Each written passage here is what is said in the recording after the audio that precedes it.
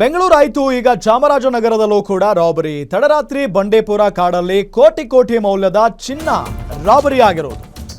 ಬೆಂಗಳೂರು ಆಯ್ತು, ಈಗ ಚಾಮರಾಜನಗರದಲ್ಲೂ ಕೂಡ ರಾಬರಿ ಮಾಡಲಾಗಿದೆ.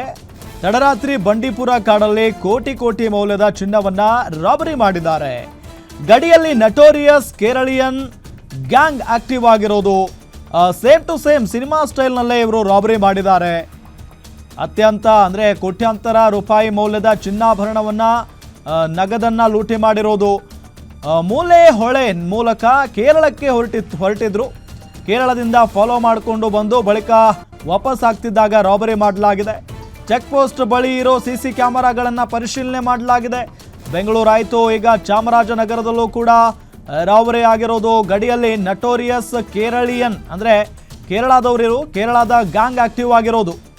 ಸೇಮ್ ಟು ಸೇಮ್ ಸಿನಿಮಾ ಸ್ಟೈಲ್ನಲ್ಲಿ ರಾಬರಿ ಮಾಡಿದ್ದಾರೆ ಇವರು.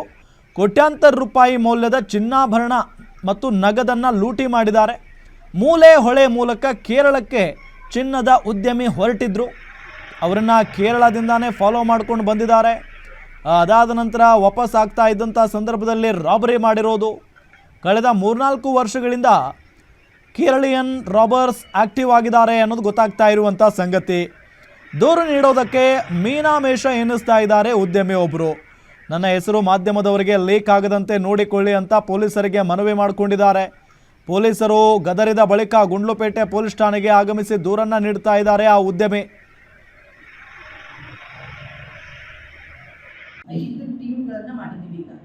ಈ ಪ್ರಕರಣಕ್ಕೆ ಸಂಬಂಧಪಟ್ಟಂತೆ ಪೊಲೀಸ್ 5 ಟೀಮ್ಗಳನ್ನು ರೆಡಿ ಮಾಡಿ ಇನ್ವೆಸ್ಟಿಗೇಷನ್ಗೆ ಕಳಿಸ್ಕೊಡ್ತಾ ಇದ್ದೀವಿ.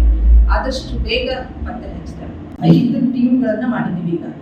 ಈ ಪ್ರಕರಣಕ್ಕೆ ಸಂಬಂಧಪಟ್ಟಂತೆ ಪೊಲೀಸ್ 5 ಟೀಮ್ಗಳನ್ನು ರೆಡಿ ಮಾಡಿ ಇನ್ವೆಸ್ಟಿಗೇಷನ್ಗೆ ಕಳಿಸ್ಕೊಡ್ತಾ ಇದ್ದೀವಿ. ಆದಷ್ಟು ಬೇಗ ಪತ್ತೆ ಹಚ್ತಾರೆ. 5 ಟೀಮ್ಗಳನ್ನು ಮಾಡಿದ್ದೀವಿ.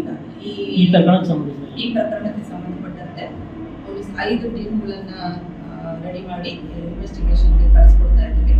ಆದಷ್ಟು ಬೇಗ ಪತ್ತೆ ಹಚ್ತಾರೆ. 5 ಟೀಮ್ಗಳನ್ನು ಮಾಡಿದ್ದೀವಿ. ಈ ಪ್ರಕರಣಕ್ಕೆ